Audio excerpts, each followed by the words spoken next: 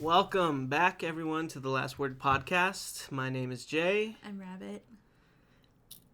And here we are again. The end of a month, the beginning of a new one. It wasn't until October when I realized, I was like, oh shit, it's the end of the year. Like, that's when it really hit me. It was like, holy crap, this is it. Yeah, you know? we only have, 2 more months Yeah, left well, of? November is the 11th month. Yeah. And it really didn't hit me that it was the end of the year, essentially. Because for me, so much, it seems like the year begins in fall. Begins in October. And it just snuck up on me pretty strongly. I don't know. How do you feel about it? Yeah, I mean, I felt like just yesterday we were talking about what October is going to be like and what we were going to do for Halloween. And then, well, technically speaking, Halloween's tomorrow, so... Well, when this podcast goes out, yeah, it's over. It'll be over. It'll be way over. Yeah. So, it's kind of sad in some way. Because in some way, these next few months is just endings in a way. October comes, Halloween comes, and then it's over. Yep. Christmas comes and it ends. And there's no, I don't know, it's weird. There's no continuation. It feels like. It feels like in summer is summer. You have 3 solid months of one thing. And then you could say the same about winter, but fall is so distinctly different than that. You know what I mean? And it just... Yeah. It's doors opening and closing, you know what I mean? I feel so like... it's weird. But it's a good thing, though. I mean, a chance to start over. Change. I think that for us, or well, for me anyway, that's kind of what fall is all about. Yeah. Change, new beginnings, new chances, new opportunity. Yeah. Speaking of opportunities and new opportunities, we have recently been rejected. Our first rejection for the podcast. Not our first rejection in life. Oh, God, no. But we have recently been rejected for Apple iTunes podcasting or whatever it is. We got the email. You got the email. I got the email. Rejection email. It was... I don't know. It was surprising to see.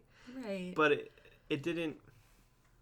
hurt me in any way or anything like that. For me, it was comical. It was comical to kind of get because, and I know you're pulling the email up right now, but the subject line is iTunes podcast rejection. Yeah. Just right in the subject. Right. In big, bold letters that, we've been rejected.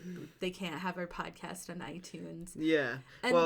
Go ahead. And they give some really kind of comical reasons. And I've never listened to podcasts on iTunes, but I have to imagine there's all kinds of different stuff. And I'm sure there's true crime. So they're talking about murderers and serial killers and stuff like that. So I don't really think there would be a reason to reject our podcast. And they gave a whole list of reasons to possibly why we weren't accepted. Well, we have our own theories too. Yeah, I mean, the email itself doesn't list those reasons. The email itself is pretty short.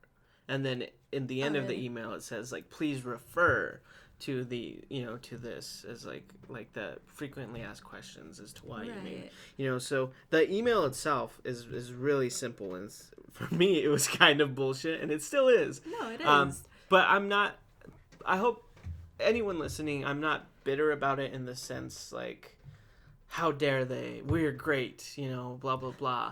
It's angering for a different reason, and maybe it'll be explained in this, but first of all, the subject is Apple Podcast rejection.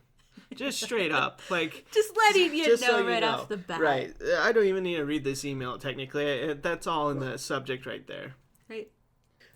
So it gives just the name and where our feed is from. And their only reasoning in this email that I could gather is this one sentence. And it says, "This submission appears to be a test of the podcasting process. Please know that you can test the appearance and behavior of your podcast in iTunes by following these steps. And then it gives a list of random steps for no real reason. And then for information, please see the podcast technical specifications. And that's where you click. And in those specifications, there's like things they allow and things they don't allow on podcasts. You know, violence, talk of drugs, and all this stuff. You know what I mean? Which isn't noted in the email itself. Yeah. They just said, please refer to this. You know what I mean? The only reason they give in the email, or at least reason that I could gather, is this submission appears to be a test of the podcasting process. And I asked you when you first opened the email and you were reading it, I asked, well, wait, did you accidentally send, like, because we tested the podcast before we started actually recording episodes, and it was just like 30 minutes of us like going back and forth, just testing out everything. And I asked you if you had maybe accidentally sent that. And no, you sent our first episode. Yeah, well, I sent the link to our feed, which has all our episodes. Yeah. So, you know, and there's a lot to go into with it. It's like, if you think these are a test, then you should have heard our tests. You know what I mean? Like, wow. Right, because they were bad. Well, not bad, but... It's just funny, like, wow, you thought that was a test. Right, it wasn't content. Well, it was content, okay. You know, that's subjective, but obviously it's pretty subjective. No, but I mean, the test was just us, going back and forth. We just talked about what we were going to talk about in the first podcast. We were going over some notes, some things to like remind ourselves, some speech stuff. That was the test. Well, and I feel like whatever the content of the test podcast were doesn't really matter. Though it's more funnier to me that it's like, well, if you thought our actual podcasts were a test, quote unquote, then you should hear our test, because what the fuck, you know what I mean? Because this is our podcast, this is not a test. And so I've dealt with Apple in a lot of ways before, as far as stuff like this goes, because I've worked with them a lot, and from what I can assume, and maybe I'm wrong, is that a lot of the way Apple does things as far as an approval process is that they have like one team dedicated to that, which is a group of individuals. Right. So I'm assuming that's how these podcasts work. I doubt it's one person listening to podcasts. It could be automated, but I'm not sure. Typically how Apple does it, in my experience, is there's a set of individuals. You know, so in this scenario, there'd be a set of individuals listening to podcasts that are submitted and deciding yes or no on. The problem with that is, you know, and it's a problem that's happened before. I've worked with Apple for marketing, and I could send the same marketing, whatever, pamphlet, whatever the hell it is. I could send the same one to two different people, and I'll get two different reactions. Yeah. One will be approved. It's fine.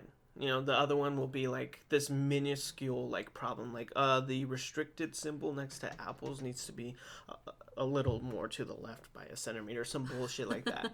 You know, but the problem is you could send the same one and get a different answer. Right, depending on who you're depending on who gets it at the time. Or you can send the same one. Someone can tell you, oh, this needs to be changed, not make a change at all, send it again, and then it's approved.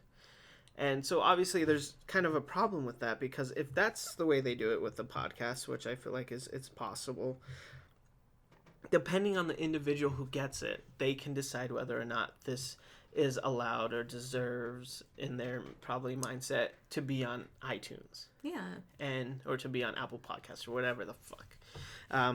And that's just kind of interesting. And to also not give any other constructive criticism as to why is ridiculous. The only, criticism is that appears to be a test of the podcasting process. And it's like, motherfucker, I'm podcasting. You know what I mean? This would be, 8 episodes? Yeah, and it's so subjective to be like, this isn't quite a podcast yet. And it's like, fuck you, I'm recording, I'm podcasting, that's what I'm doing. Yeah. I could be talking into a fucking tin can, you know what I mean, to myself. And if I'm podcasting, you know what I mean? So... Well, part of our theory here is that, that's what happened, that it was just one person or even a group of people who listened to maybe the first, 5 minutes. Yeah, it's like, well, did you listen to the whole 2 hours? Probably not. Probably not. Listen to the first 5 minutes. It's like, oh, they're trying. It's a test. You know what I mean? They're trying their best. It's a test. This isn't a podcast. Yeah. And it's like, what constitutes that decision? Yeah. I don't know.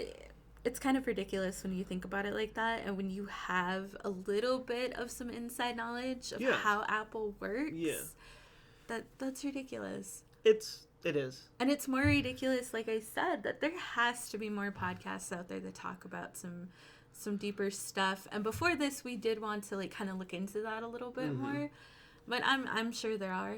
Yeah, I'm sure there's podcasts. I mean, obviously there's podcasts that talk about drugs or an abusive past or whatever. There's true crime podcasts that talk about murder and violence. There's news podcasts that talk about current events and war, So... Yeah. So what's wrong with ours? Yeah. But a part of our other thing here, our other argument or our problem with this, and it was one of the first things we said, for Apple, we're just not popular enough. Yeah. If we had already 5,000 followers, 5,000 listeners per episode, then we probably would have gotten in there. Oh, this is a podcast. Yeah, no problem. So because we don't have that yet, they didn't approve us. Right. So I ended up replying to them, and I said, it was pretty simple. It was like, hello, would you be able to give the exact reasons why the podcast wasn't added, or is the only assessment that you can provide is that, quote unquote, this submission appears to be a test of the podcasting process? If so, what exactly qualifies a quote unquote test of the process, quote unquote? Who is making this decision, and how is it made exactly? Regards, last word. And they never replied. I wonder why. They never replied. Those are some hard questions. Well, no, they're not hard questions to answer, but for this particular thing, they're pretty hard questions. I don't know. They're not hard questions, period. No. They just don't want to be answered. I feel like, I mean, and the email I'm replying to is not do not reply or anything like that. It's a legitimate, email that I replied to. But they did not reply back after that. Again, not surprised. But I felt like I asked some legitimate questions. Yeah. Is that the only assessment that you can provide? And it's not loose assessment. Is that, you know what I mean? Yeah. And then on top of that, only explanation you can give right us? And if so, what exactly qualifies a test, and what exactly qualifies a process? How do you define a test, and how do you define the process? Yeah. And not only that, can you tell me who's making these decisions and what are they based on? Because all of that seems pretty fucking subjective to me. Yeah. And I never got a reply. Right. And I mean, we listen to Not Safe for Work podcasts all the time where they, they don't swear at least as much as we do, but I mean, they talk about some pretty crazy stuff, and I'm thinking about Two Bears, One Cave. Yeah. That we literally just saw. Right. And they were literally watching porn. Now, I know, these guys are, they're really big comedians, and they've come really far. They don't really have to answer to anybody. Yeah. But... how, and they had sponsorships. So how did they get sponsored? Well, sponsors different from being on Apple Podcasts. Oh, really? Yeah, sponsors can sponsor you if they want to, period. Nice. It doesn't matter what you do or what you don't. So it's just I understand they don't have to answer to anyone, but it's still possible to be popular and not have to answer to anybody and put your own content out there.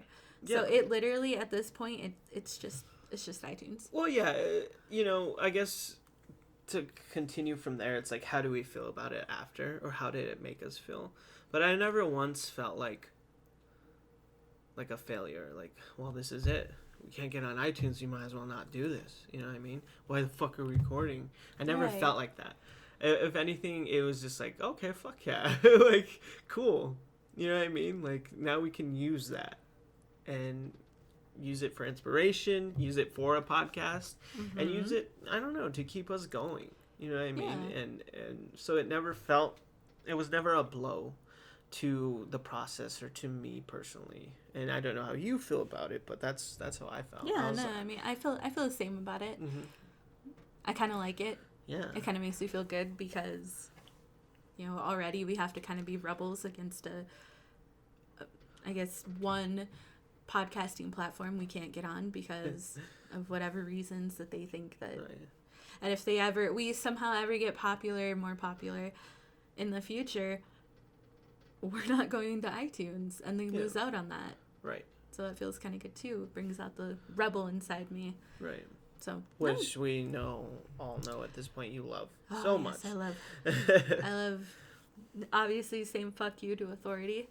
That's been well documented. Mm-hmm. Yeah, and I guess that's the thing for me is that whenever someone says no or something along those lines, you can't do this or whatever, I innately ask why. Why? You know what I mean? Why? Mm-hmm. I don't just listen. I want to know why. Give me a fucking reason. You know what I mean? And I know whatever you tell me, it's not going to be a good reason. Yeah. Apple says that we're a test of the process. Well, I say we're in the fucking process. You know what I mean? Yeah. So this is the podcast. Eight episodes in, and here we are. Yeah. I don't know. I think that it makes me think a lot about my life personally and then our life together and things we've done and have been doing. What could be construed as failures, quote unquote, or rejections, and how that has affected us or shaped us in any way. You know what I mean? Because this could have easily been seen as that. And that depending on how we would have taken it or us being different people, we could have seen it as, that kind of blow where, we should stop. Right, we should give up and quit and try something else. Exactly. Which in itself, isn't necessarily a bad thing. If we do this for a year, kind of like our anniversary episode, and, hey, we've been doing this for a month. If in a year, you're right. Like, if this isn't working, if it becomes less fun and, well, not that it's not work, but if it doesn't become fun anymore and it's not giving us anything back, then that's the point where we probably need to restructure and try something else. Right. But no, for me, this is just inspiration to keep going, to keep trying some new stuff. Right. And it makes me, think notably of things that can be construed as failures in my life and how that made me feel. I think at the youngest age, I knew failure, or what I felt was failure, or what people wanted me to feel as failure. You know what I mean? Yeah. I get because I get that. Now it's a lot different, the way I see failure. First of all, I can say that failure is really kind of a word that's just thrown around, and it's a feeling that people put on each other, and it's not something I feel that should be so easily done, because I think failure should be saved for the utmost specific things that are fucking failures, you know what I mean? But trying something and not succeeding doesn't make you a failure. And anything you try to do, and if it didn't turn out right, or it turned out differently, or it didn't work, but you learn from it, is definitely not a failure. Yeah. That word failure and the meaning behind it should really be saved for the most specific of things. And people, perhaps. In some sense, people. And this was never it for me. But as a kid, I definitely didn't have that mindset because I didn't even have those thoughts. So many times as a kid, your thoughts are based on what other people tell you, of course. So that's what you believe. One of the most stark ones I remember, and this is probably a story I'll tell from here on out anytime we're being interviewed and stuff like that, because it's a good story, but it's also ridiculous and kind of sad. Third grade was a really great and terrible time for me personally as a kid. How old are you in third grade? 7 and 8. Okay. Yeah. Right? Or is it 8 and 9? Oh, I don't know, but I 8 years old generally, 3rd grade. And, great time because that's when I met Joseph and all that. Mm-hmm. And I had friends and all that. But, like, other terrible times because that's when I, peed my pants in front of class. And, like,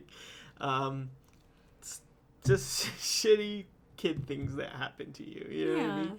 One of the most notable one I remember is we were doing, like a play, but it wasn't for the whole school. It was just for the classroom. And parents came and watched. It was, like, about apples or some shit.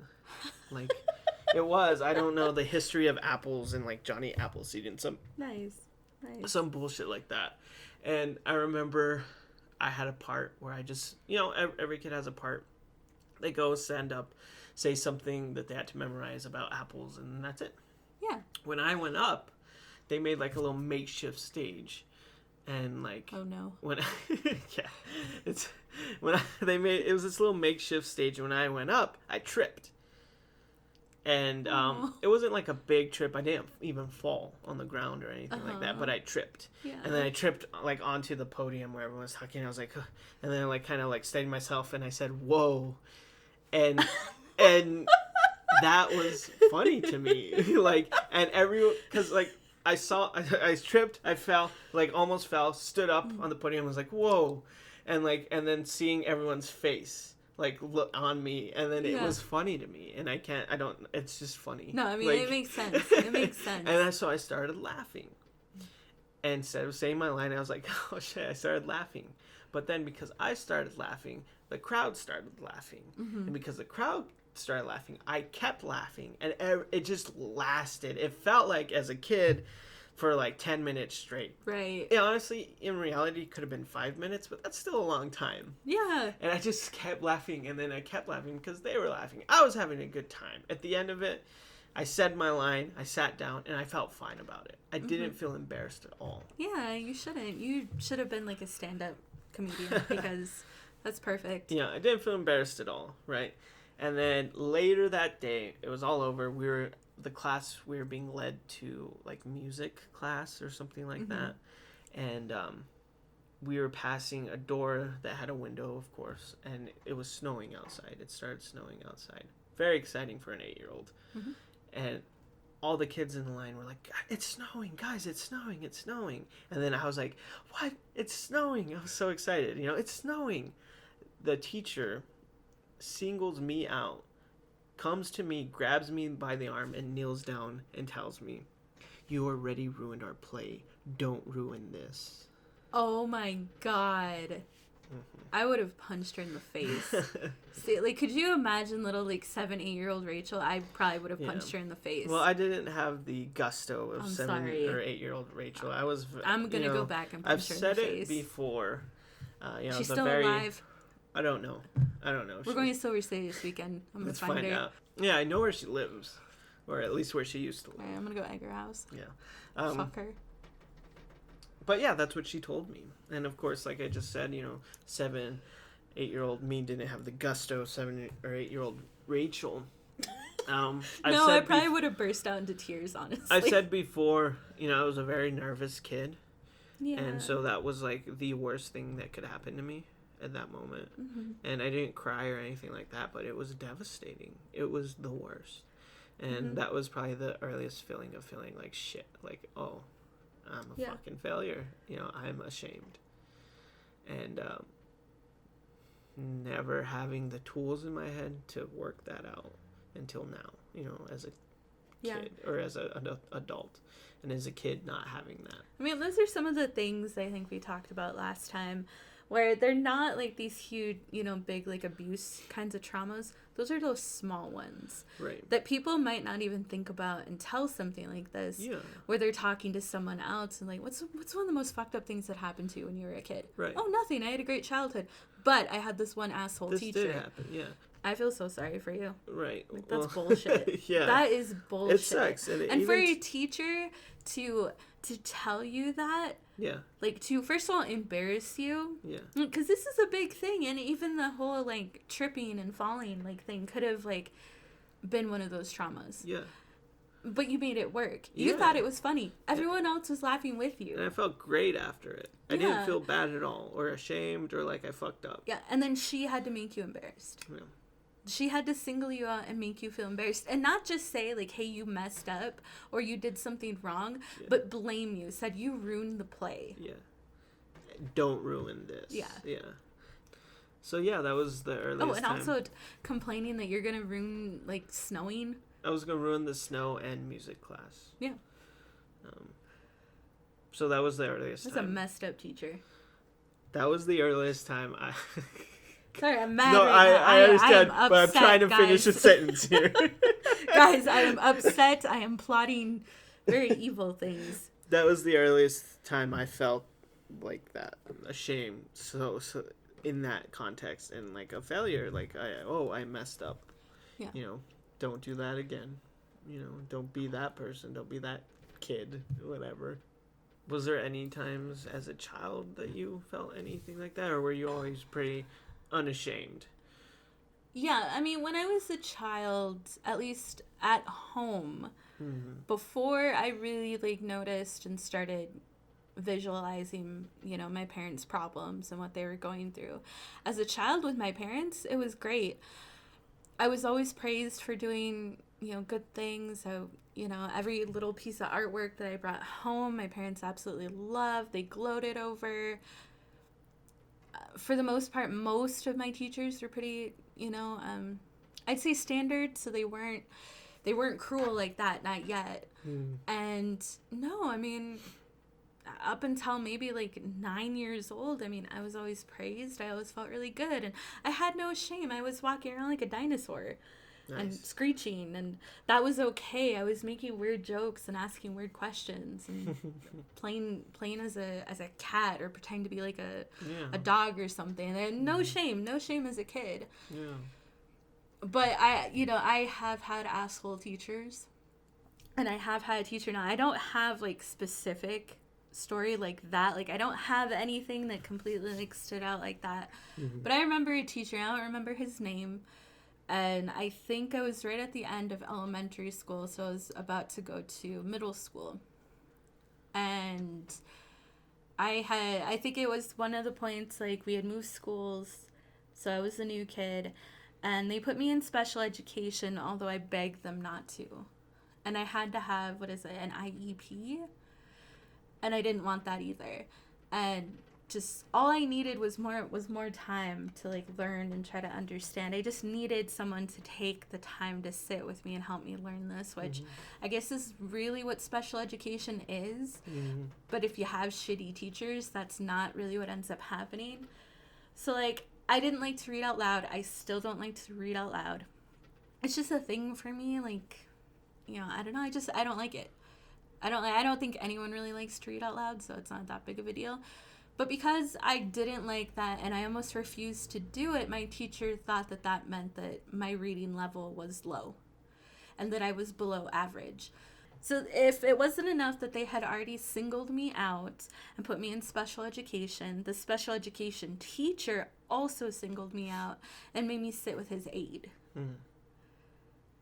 Well, that seems wrong. Just because like I didn't want to read out loud, and because I remember stumbling a few times.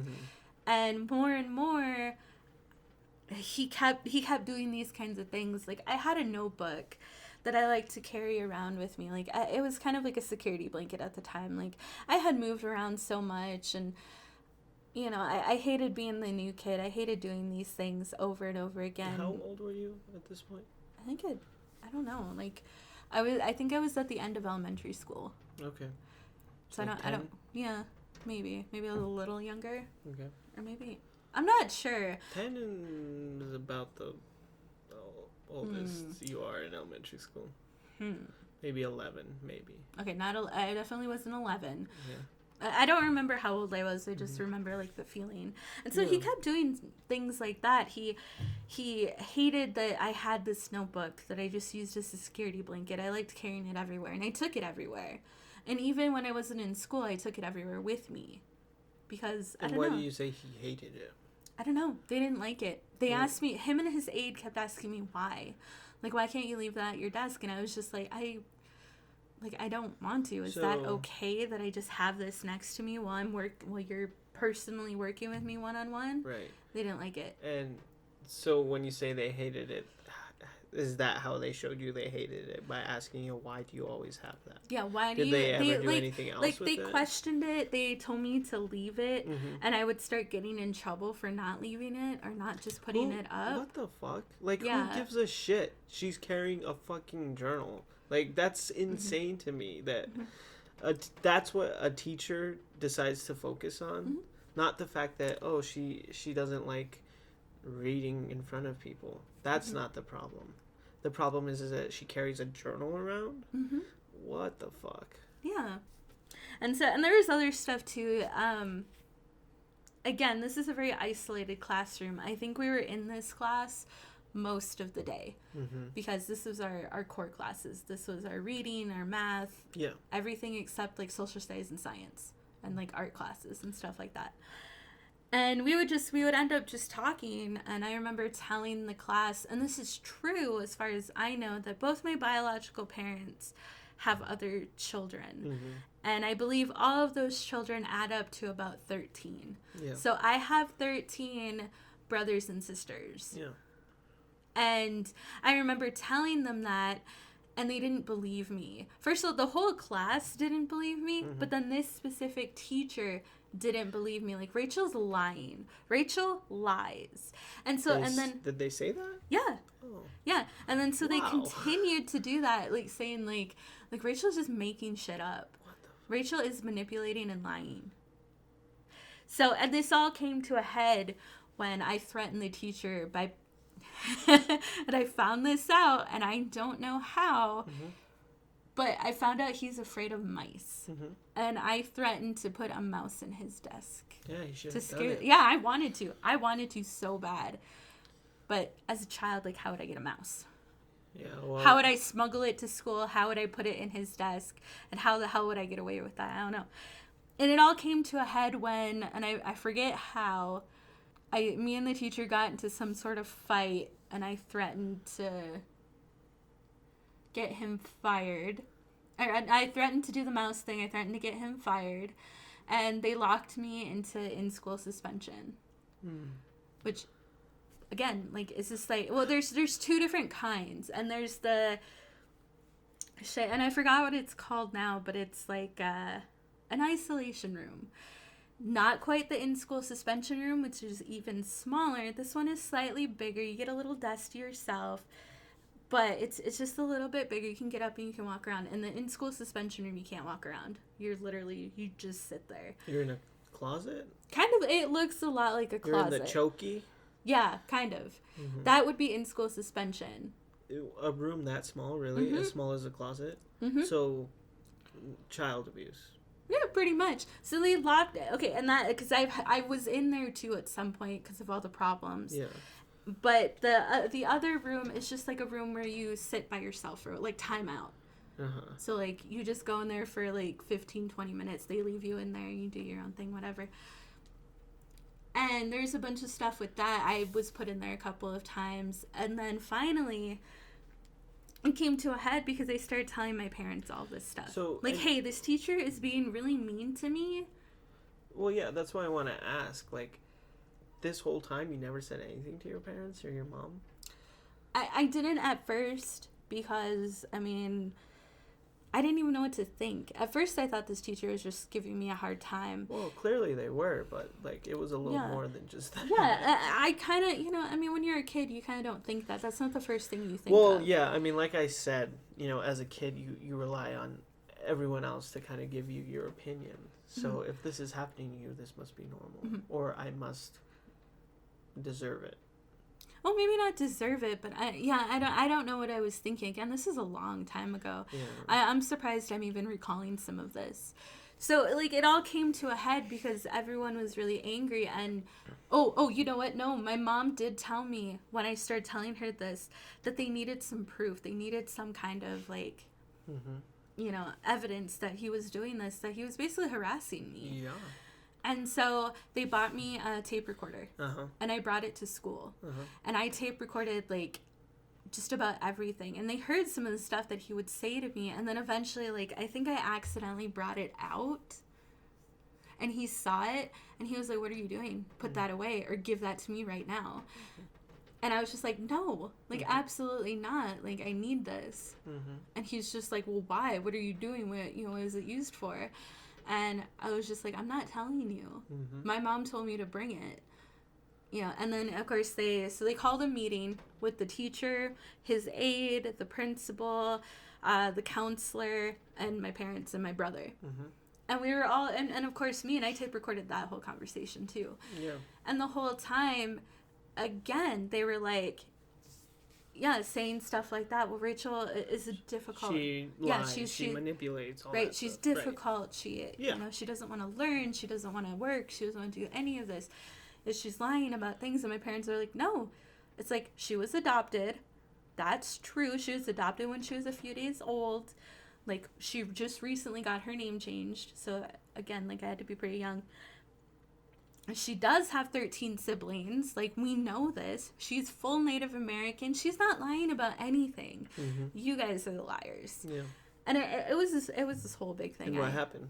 Nothing. I guess that's not surprising. Yeah, I mean, the principal. Mad, yeah, the principal was surprising. An asshole in that meeting too. Yeah, they were all on their own side. Yeah, and there's nothing. Did you get out of that class and anything? No. Did he stop after that? Nope. Even like some of my last days of school, he was still giving me a hard time. Talking about wanting to egg someone's house or some bullshit like that. That's. Fuck this guy. You know what I mean? And eventually it just became summer and I left that school. We moved somewhere else and I... Well, that's pretty fucking traumatic, I would say. Yeah. Again, kind of going back on what you said, trauma doesn't have to be these huge events. Yeah. A lot of times trauma can be these small things and that's extremely traumatic. That's horrible. That's horrible. So, I mean, that's the stuff that I've had of teachers kind of really breaking you down. Right, making you feel less than or something like that. At that point, did you feel like that? Or did you always think that they were wrong and you were fine? Yeah, I did. And like I said, I had good parents. Yeah. I had good parents who believed in me and who wanted me to succeed. I never told my parents about any of that. You probably should have. Point. I probably should have. But I was like, in my head as a kid, they're not going to believe me or they're not going to care. She's my teacher. She's right. You know what I mean? Yeah. And my parents were teachers too. So it was well, if she knows that, then they know. You know what I mean? It's the same thing in my head. Well, we've talked a little bit about your parents and stuff, but I don't know. Your parents do love and they do care about you. I think they would have. And I think they would have, and even more so because they are teachers. Yes, I think they would have, but in my child brain, about what that teacher in my child brain, that was not the case. Right. Now I can think about it and say, I should have said something, or I wish I could have said something, and they probably would have had my back. But as a kid, authority was authority. She's a teacher. My parents are teachers. If she's a teacher, then she's equal to my parents. She knows. And her doing that is right. And I was wrong. Yeah. And I am a failure. Well, and I think that's kind of part of it. I think Joseph mentioned it, that he never had that. He never had that, want to, rebel a little bit or get a little strength and be able to stand up for himself. And you kind of have that too. But, that's one thing my parents... My dad told me to question everything. Question authority figures. My mom told me always to stand up for yourself. Yeah. You don't take shit from anybody, even if it's a teacher. And I really took that throughout my whole childhood into, and maybe this is part of the bad thing, into being a teenager and now even as an adult. My parents taught me to be really strong and not to take that kind of shit from anybody. Yeah, I that didn't really instill in me until I was a teenager, and when I absolutely had to question everything. And even if there wasn't anything my parents could have done, because no, there wasn't. Short of what they already did was have a meeting with everybody. Now, the teacher, I do remember a little bit, teacher backed off a little bit more because now my parents were involved. My parents confirmed almost everything that I had said. And I think the school year was about to end. So, and of course, like, we moved. I think after that, shortly after that, my parents were officially, like, divorced or something. Mm-hmm. And my mom and I started moving. So But that I was mean, just it, either way. I mean, I've always had teachers like that. And I'm pretty sure he never expected me. And again, this is a school. I mean, I've transferred so many schools. Like, kind of, I could probably remember them all. Mm-hmm. But this is just one school where I had problems like this at. But I'm sure that no matter what story I tell, it'll always be similar. And it'll always be a teacher who didn't believe in me. Well, that's the thing about it. I think for so many, for adults, but specifically in this case, teachers, that you automatically assume, especially as a child, that they know better and that they know right and that they have your best interests in mind. And unfortunately, with a lot of teachers, that's the opposite. And Mm-hmm. when I think about it now as an adult, and when I can fully think about it, I've had more terrible teachers than good teachers. Yeah. I've had maybe in my whole entire career of school, maybe 3 good teachers. And all the others were either just a teacher, fine, or just really bad at what they were doing. And that's super disconcerting. Like, you're letting your kids go to this place and you're just trusting that everyone has their best interest in mind. And that's and sometimes almost, they don't. Well, yeah, that's typically, it seems like, not the case. Mm-hmm. And that's really unfortunate. Well, like, I love, like, seeing, like, when your parents weren't retired, when they were still working, I love seeing, like, your dad's dedication to his students. Mm-hmm.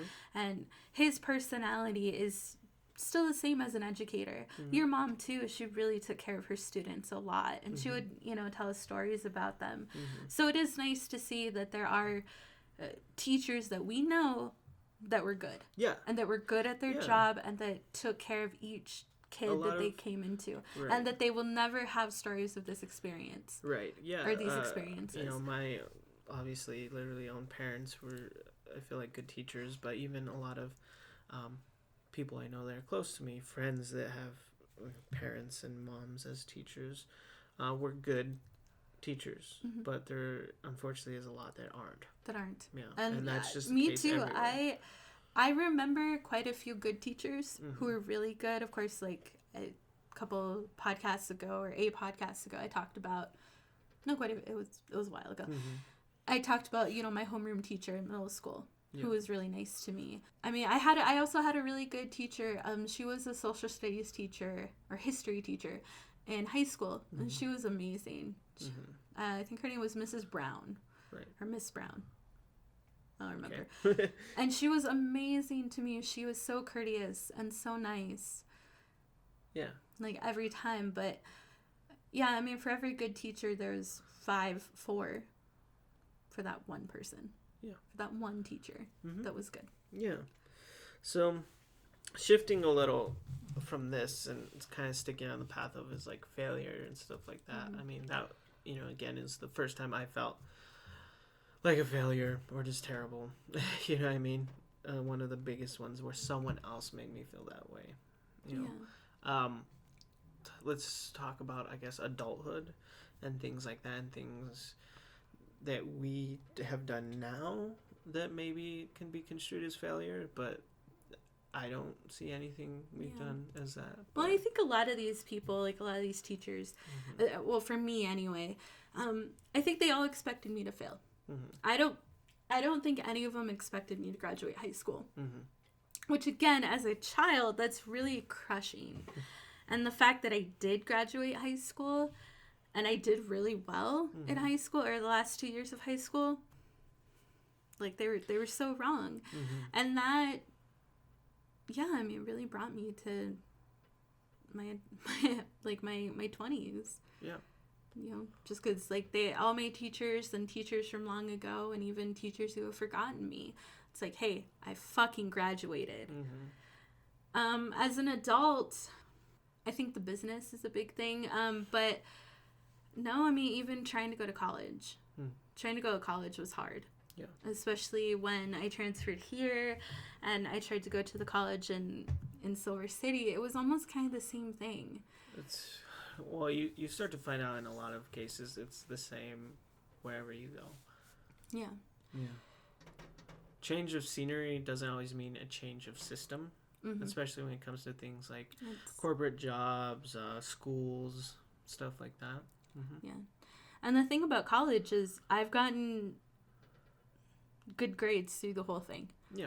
I have not failed a class. Despite like the 2 classes a semester I've taken, I've passed all of them. And I've done really well. So I wouldn't even call that failure. And I'm sure if I could keep going, if we had the money to continue going to college, I wouldn't fail any of those either. And I could have a degree right now. Yeah, college for you, I mean, college in general is like a whole system of like, it sometimes feels like it's a system set up to make you fail, you know? Yeah. And so many things feel that way. But with our business specifically, it was something we tried after I was trying pretty heavily to get my screenplay that I wrote like off the ground, which was its own thing, you know. And I was in talks with. This sounds ridiculous because I don't talk about it a lot. I was in talks with a producer in California. It was a whole thing. Yeah. And then it just kind of stopped, which is the nature of that business. It's all about who you know. Yep. Having a foot in the door somewhere. And so many things, you know, people could talk about it there actually in the business. So many things could have been potentially made. Out of one thing that was actually made, 100 other things were tried to be made, you know? Yeah. Which I guess in some way could have been seen as a failure for me. And I think at that point in my life, I still felt it a little bit. But I learned from it. And I have a written screenplay from it, so I'll just use that later, you know? Yeah. I have everything from it. I have the concept art. I have all the episodes. I have everything. So it wasn't a failure because I created something, you know? Yeah. But after that, you know, we put all our, you know, concentrated efforts into a business, a t-shirt business, an apparel business. Yeah. Trying to make other things too. And that was, I essentially can be construed or misconstrued as a failure, but it was pushed by a lot of things that weren't in our power. Yeah. Which was even more hard. It was harder because of that, you know? Yeah. It was like, oh, you can try as hard as you want, but if we don't want you to succeed, you won't, type of thing. Because, you know, I guess it started with, we got a lot of help. I will say that. You know, there was a lot of places in this city specifically that wanted to help small businesses, and that's where it started for us. There's a lot of good people here. You know, West, WESST in Las Cruces, that helped us a lot. Paul Angel from Cheddar Advertising helped us a lot. There's a lot of people who wanted to see us succeed. Yeah, I mean, we had some friends too. Friends, family who contributed. So there was a lot of people who wanted to see us succeed. And that's where it started for us. Yep. You know, but getting into it is when the other things started happening, kind of closing in on us. The first big one is we were suggested for someone to print our shirts. And can we talk about it exactly? Yes. Name-wise? Okay. Why not? Well, I don't remember his name. Oh, he... Dan? I don't really remember either, but Dan. is he the owner? Yeah, Dan, owner of Comic Cleaners. I think all Comic Cleaners, but definitely Comic Cleaners here in Las Cruces. I think his name is Dan. He's the owner. Apparently, he printed shirts, quote unquote. He had a printer. He had a direct to garment printer, which prints the designs directly onto a shirt, and so that's where we were given a suggestion to go to get our shirts printed, all our designs. And at first it seemed really promising because they would see our designs and say, oh, we can do this. This is going to look good. Blah, blah, no blah. problem. We figured out price. We figured out shirts, all this stuff. Looking back on it now, there's a few red flags that I saw in the beginning that I didn't you know. Because I wasn't present at all of these meetings. Yeah, and you probably should have been. I probably should have been, but I remember a couple of them I didn't feel good. Maybe you've been, so that voice of reason and be like, hey, we shouldn't do this. Right. The first one for me was like their printer and their designer was like a 15-year-old high school student, which like it doesn't like a high school student can be a graphic designer. There's nothing wrong with that. But it's like when I would ask her questions like, so what programs do you use? You know, technical questions. Yeah. Do we do PNG? You know, JPEG? You want art? You want CMYK, RGB? And they wouldn't know the answers to those. Yeah. Which was disconcerting, and that's where I should have been like, maybe this isn't a good idea. Yep. Maybe we should find someone else. But whatever, we continue to go with it. And I don't know what type of business this man runs, but it's definitely, I mean, it's supposed to be dry cleaning, and he should definitely stick to dry cleaning because printing, shirt printing. And, you know, I don't even know if you should stick to dry clean because now that I remember it, you took my wedding dress there to get pressed, and it had little specks all over it after that. So he shouldn't even be in So maybe he shouldn't even be a dry cleaner. Yeah. But he definitely shouldn't be a printer, a garment printer, shirt printer at all, period. When after everything was said and done, we sent the designs, we paid for it all, we paid all him. that, everything. We got the designs back and they were so bad. They were so bad. And it wasn't our designs. It was the way they printed them was just terrible. It was just so bad. There was off-center designs on the shirt. They weren't centered. They were too small. Some were too big, abnormally small. The color wasn't correct. There was parts of it already falling off of the shirt. Like flaking and peeling. Already flaking and peeling. There's random stains in other parts of the shirt. Oh, there's speckles and like off of the design. Yeah. Like the design would be in the center and there would be, you know, I guess ink essentially around the rest of the shirt. And not only was all that the case, but they were late in printing them and telling us when we would have them, and we were missing about 100 shirts after all that as well. Were we really? Yes. So they didn't even give us all of the shirts that we had paid for. I don't even remember that. Yeah. Holy shit.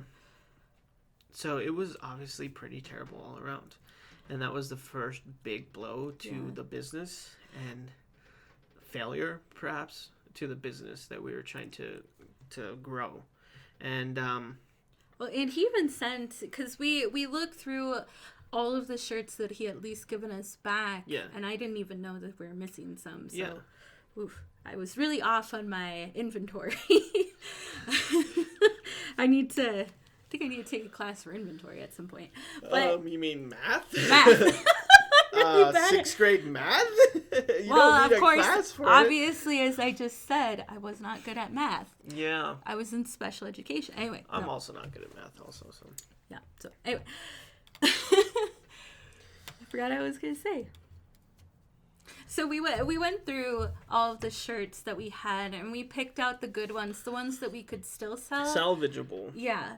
Or we could do something with. Right. They weren't so far gone that we couldn't do something with. And we put aside, like, I think 100, 150 maybe of the shirts that we couldn't do anything with. And we got a refund from him. We took them and we showed them to him. Well, and we took pictures too. I mean, that was a whole process too.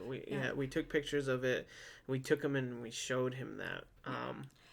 But after that, we wouldn't even deal with him. It was like his workers.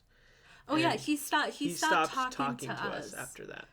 Before, we were in direct contact with him. Yeah.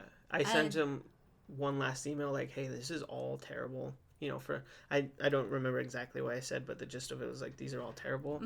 We need a full refund on all the shirts that are terribly printed and the missing ones because this is horrible. Yeah.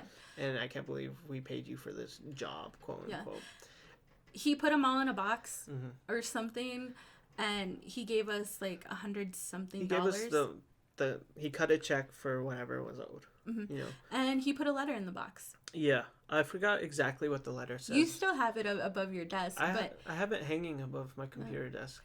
It says something like, "These Gildans just don't do well with our machine. Right. Good luck with all of your endeavors." Right. Gildans referring to the types of shirts we used. And he was like, hey, yeah, these Gildans just don't work with our machines. Good luck in your endeavors. Something stupid like that.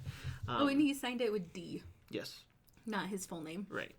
And that was the note he left us in the box of shirts that he still had to print because we were missing, and the check that he wrote us. But that whole process, just getting that, was a whole thing because, again, after that, he didn't talk to us. Mm-hmm. And I was just talking with his workers. And the last conversation I had in that shop was with the designer, quote unquote.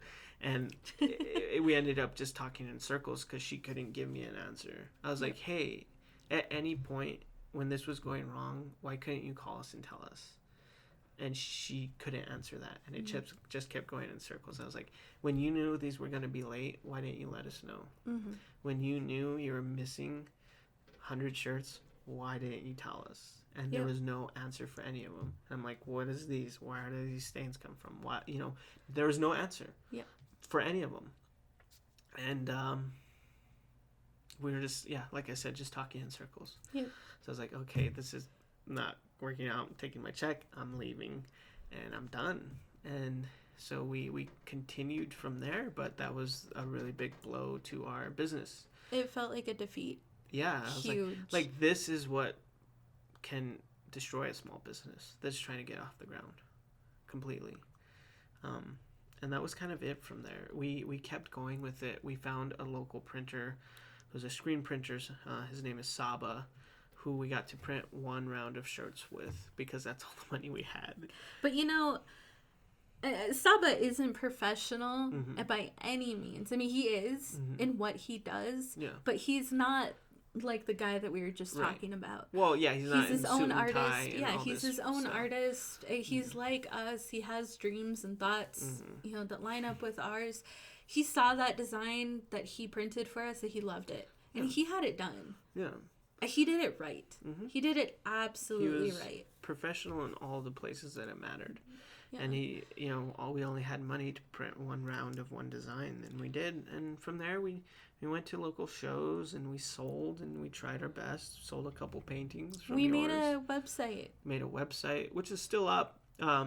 If you want to check us out. By the way, if anyone wants to buy a crappy T-shirt, hit us up on Twitter or Instagram, and we'll hook you up. They're discounted. Yeah. We'll give you like pay us $5. We'll send you Give a bunch. Give me $5. I'll send you 5. We're having a special deal. 5 for $5. Yeah, and that was kind of it. We tried, but there was some things that happened in the business. We had a business partner, quote unquote, who was dealing with some pretty severe personal things that decided to leave the business. Well, and that was kind of like, it wasn't related to the business because she had been our best friend for like a year. Right. And she just couldn't deal with, all of her personal life and some really serious personal stuff that she had to deal with. Yeah. And she ended the business relationship and the friendship all in one go. Yeah. She... maybe it's something we'll talk about in another episode, but that was it. And so that was... another blow to our... That was another blow. And then after that, we continued to sell and go to shows and stuff. But eventually, it just kind of stopped. Yeah. It just came to a natural kind of end. We shifted Last Word, what was then Last Word Apparel, to mostly art. I was just designing and putting it up, designing and putting it up. Well, we also had a venture with Joseph because we were talking to him very closely, like after our friend left us, which sounds really sad. So when she left us, we had a very close relationship with Joseph where we started talking about things we could do to still sell the rest of these T-shirts, and he had the idea to like make them into other things. Repurposing with, the designs, cutting them out. Stuff, cutting them, putting them on and something. That kind of died too just because like none of us had the time or energy to put into all of this. And maybe still later on that can be an option. Yeah. Even just to get rid of some of that stuff. Yeah. But I mean, that died out too because Joseph and I are the only ones that can sew stuff. You know, you can help us, you know, cut and put interfacing on, but you're not a sewer. Nope. You know, you're not a seamstress. Right. Or a tailor. Nope. So, yeah, that kind of died out too. And then we also had an idea to do kind of like a fashion show mashup to put our designs and other work, like other thrifted work, into a photo shoot and combine all these different like themes and stuff like that. And that also didn't get off the ground just because like, which is again still something we could do, but I don't know the time and energy that it not took focusing at the too time. much on everything, you know, like at the end of it there's that's failure. No, like, I know, but I think we got that point across. Geez, we suck. No, I mean, you know, yeah, I think we got that point across, is that like we tried a lot and we continued and we continued and continued and continued, but eventually it came to its natural end, in that sense, Last Word Apparel. And after that, like I said, I was just designing and putting it up, just making designs, because it became just more of an artistic outlet. And then it developed into a podcast, which is where we are now. That whole venture and so many things in between there could have definitely been seen as failures, but I mean, it evolved into this, and so I'm not disappointed at all. And I learned a lot from each and every one of those moments. I learned a lot. Yeah, me too. I learned a lot about business and small business and growing a business. I learned a lot about who to do business with and who not to. I learned a lot about protecting money. I learned a lot about making money. I learned a lot about this city specifically and how they treat small businesses, which is a whole other thing. Yep. So I learned a lot. And like I said in the beginning of all of this, anything that you learn from, whatever the outcome, is not a failure. And like you said, I mean, I still have that letter he wrote us about the shirts and good luck in your endeavors pinned to the wall above my computer as like a reminder, like, you know, and that's exactly what that Apple email will be. It's just a reminder to keep going, you know. In some way it's a fuck you, you know. It's like, oh, okay, yeah, I'm gonna read that letter, I'm gonna remember, and I'm gonna keep going, you know. And that's the biggest thing I feel like for anyone trying and not succeeding, or trying and getting a different outcome. It's all about getting back up, you know. It's all about continuing. And the biggest thing that comes to mind for that whole discussion is there's the skateboarder, Rodney Mullen. I don't know who that is. You're asking the wrong person. Well, Rodney Mullen is a skateboarder, if you pay attention to skateboarding, a very famous skateboarder. He, a lot of the stuff he did dealt a lot with like manual stuff, so like crazy stuff, just standing on a skateboard. And he invented a lot of tricks that are like staples in skateboarding from then on out. And he does a TED Talk, actually, which I suggest anyone go and watch it. It's on YouTube. Also watch any of his interviews, specifically the TED Talk or the interview from him from Bones Brigade. They're great. But he does a TED Talk about getting back up. There's a lot of people who'll know it, but not as many people who know it as well as a skateboarder. And his whole point was that in any of these videos you watch, where there's a successful trick, there is 100 attempts at a successful trick, which means there's 100 failures trying to do that one thing. And there would have never been that success if they would have stopped then. You know, literally for him, it meant literally after a slam, getting back up and doing it again. Yeah. And that can be said in life in general, period. Failure, whatever it is, getting back up, you know, feeling it, letting yourself feel it for a moment is okay. But getting back up and fucking hitting it again, you know what I mean? Not stopping, continuing to push forward. That's the point. And I think if at any point us as individuals would have given up in all those little moments, us together trying to do the business would have given up at any point. Me, if I would have given up on my creativity, with the screenplay not working and all that, where would we be? You know what I mean? If we give up on this podcast because we get a stupid email from fucking Apple, like, where would we be? You know what I'm saying? And that should be the truth for anyone trying to do something. Yeah. Get back up and keep fucking going. Yeah, I mean, after this, I think I said it earlier, if this doesn't work out in a year, or it doesn't become fun anymore, it doesn't become productive, we're going to do something else. Yeah. We're going to go on another adventure. We're going to find a new outlet to try. This is just one of many that we want to do. Yeah. And that's it. And we're not giving up, Yeah. And, like, going back to Rodney Mullen, like, he fell so many times that he was having trouble with his hips, like with scar tissue.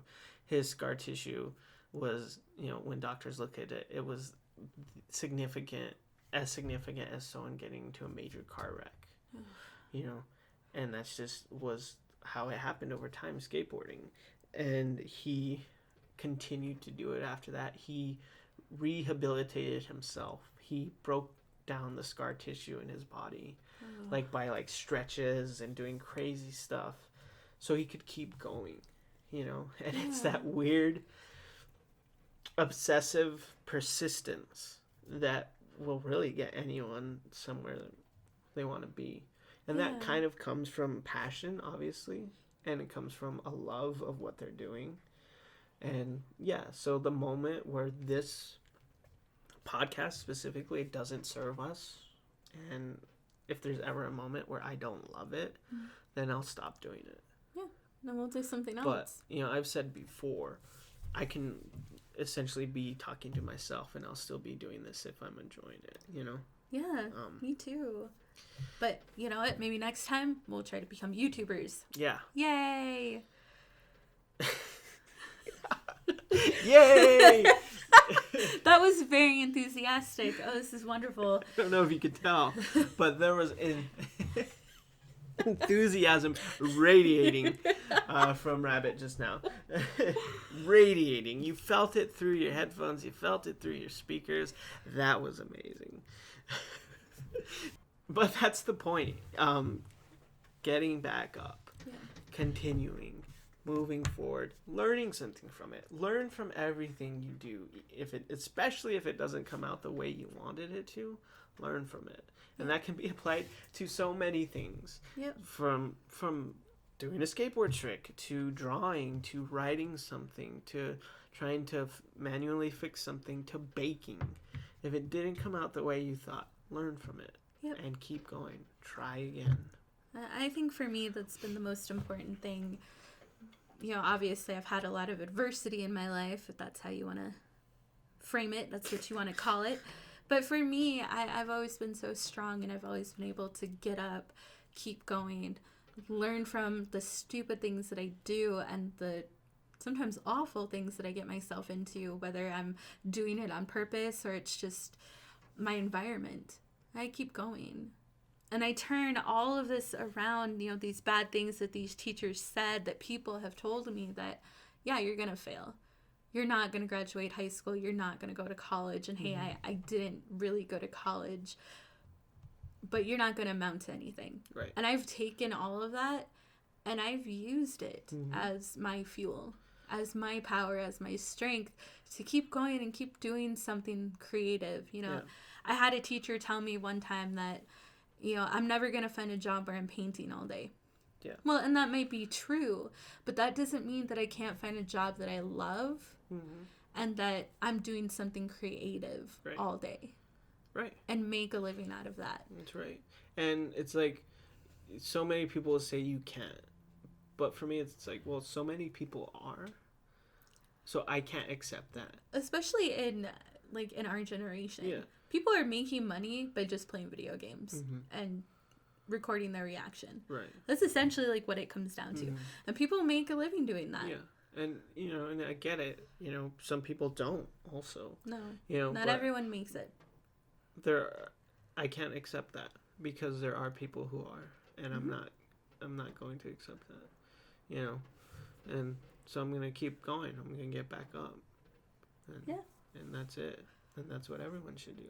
So really, I mean, fuck it. I'm gonna end this on like a direct, like thing. Oh God! You know I mean, like this is me. I moved the mic. I'm in front of you right now. This is me talking to you. Okay, I'm standing right in front of you, eye to eye. So many times, life, whatever it is, school, is set up to make you want to give up. And so, get through elementary school. If you're out there and listening to this, get through elementary school, get through middle school, get through high school. Life continues. So many things in those places, standardized testing and all this bullshit will tell you you're a failure. You're a failure. You're a failure now. If you don't make the grades now, you're not going to make the grades then. You don't get in college, you're a fucking failure. And that's not true.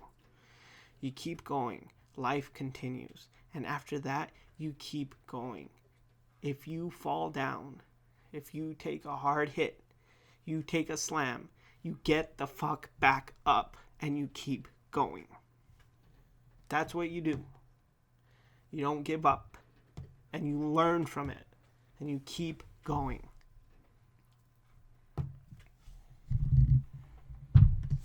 That was very powerful. I was getting motivated by that. I hope someone does. I am. Mm-hmm. And I'm going to keep going. Yep, me too. And just a reminder, this is the podcast that iTunes doesn't want you to hear. Yeah. This was the Last Word podcast, the podcast iTunes didn't want you to hear. Mm-hmm. That's going to be like our signature from now on. The podcast we're going to use iTunes didn't want, the podcast Apple didn't want you to hear. Mm-hmm. Thank you for tuning in. Thank you for listening. I hope you got something out of this because I fucking did. And I love you all very much. I love you all very, very much. Please take care of yourselves. Please take care of each other. And we'll see you next time. Later.